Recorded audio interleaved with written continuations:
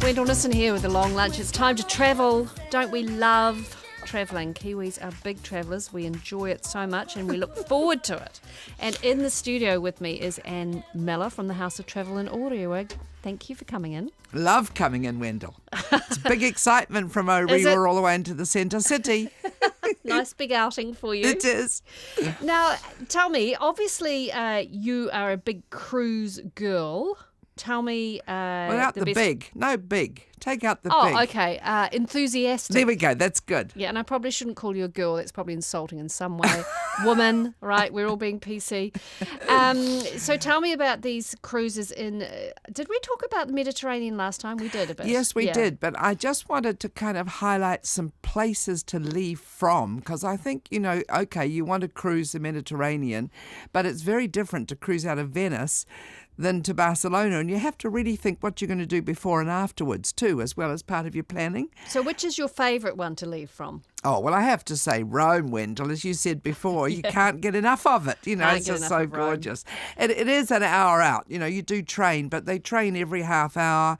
It's €10. There's always little men with bags and cars to take you from the rail station in Civitavecchia, which it is called, the port. I'm very impressed that you can say that. I can never say it. It's a so bit you of a said mouthful. it very nicely. But yeah, it is. You do have to get there. But to be honest, I prefer going from Venice because you get that lovely view. I mean, as much as Venetians hate those cruise ships, don't they? They really do. Hate they them. do. They're a blot on the landscape, all that stuff, and Yeah. they're churning up all their water and anything. But very nice to be cruising. Lovely out of. to cruise down there, absolutely. And to hear the bells tolling, as you come along, to pass the Doge's Palace, to pass my favourite place, the Cipriani, but also just to spend a bit of time in Venice and do that whole wandering the back streets, really enjoying getting to know the locals, the little restaurants, the cafes. It's a gorgeous place. And also, it's set up. If you arrive by train, you can get a people mover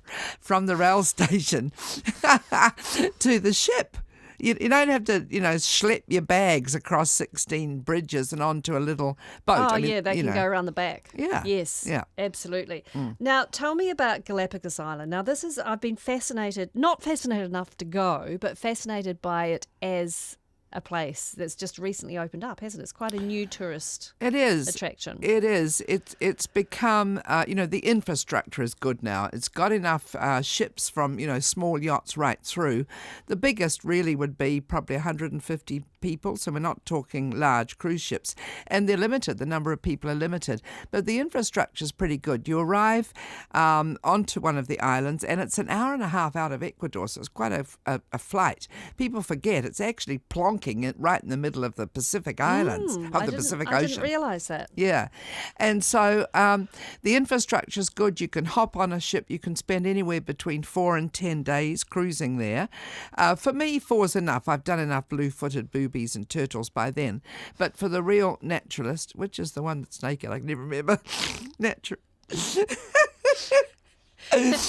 Anyway, for them... Naturist, I think. That's it. Is it naturist? Or is it... Anyway, John might help. It's the one that's not nude. It's the one that's not nude. John's nodding, so it's naturist. Okay, good. Sorry, blue-footed boobies, that's a bird. That's a bird. That's a bird that's exceptional, as is the whole of the ecosystem in the Galapagos. That's what's extraordinary, is that's the only place you'll find them. Now, these guys flew in from somewhere. It's a bit like the iguanas. Like, you don't find a marine iguana anywhere else in the world except the Galapagos. And do you know what they do? I want to come back as one. This is what they do. They hang out on the rock, great big fat things they are, huge, like this, really big.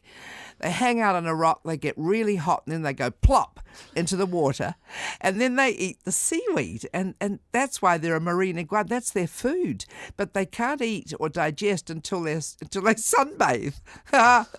What a life! I'm coming back as a marine iguana.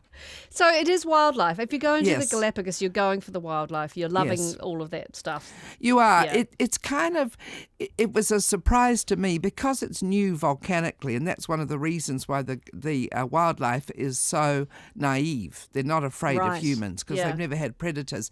But it's like hundreds of, well, there's only 13 of them. It's like Rangitoto. It's kind of barren. And so when you're coming ashore, you're kind of stepping onto landing points that are really literally just kind of rocks there. Safe, and the crew are really good at taking you off onto the smaller boats and onto land. And then you're literally stepping over marine iguanas and going to little beaches and swimming with sea lions, so you're amongst the wildlife, and that's what's so extraordinary about it. Wow. So it's not stunningly beautiful, but it's an amazing experience. Can you imagine one of those huge sea lions coming at you? You've got your snorkels and your doodahs on, your mask, and all you can see is a huge nose and whiskers. It's terrifying. But they're just wanting to play, and they circle round and they look at you upside down and let off bubbles. This is what you're experiencing. And then you're swimming along and, oh, hello, there's Mr. Turtle. And he's just 3 feet below and he's just munching along on the seabed. That's the experience of the Galapagos Islands. That sounds amazing. I'm definitely adding that to my list now, my very long list. Well, I'll tell you, if you're going to go, put your name down for Silver Seas, because that is the best. Silver Seas Expeditions. I've heard about Silver Seas. That's top of the line, isn't it? Top of the line, but they've got an amazing price for November, December this year. It's like under $8,000 per person US, which is everything included. And how long for is that? That's a week. A week. That would be a nice little special trip, wouldn't it? It would be very special. And you combine it with Ecuador. Of course. As they say, Ecuador.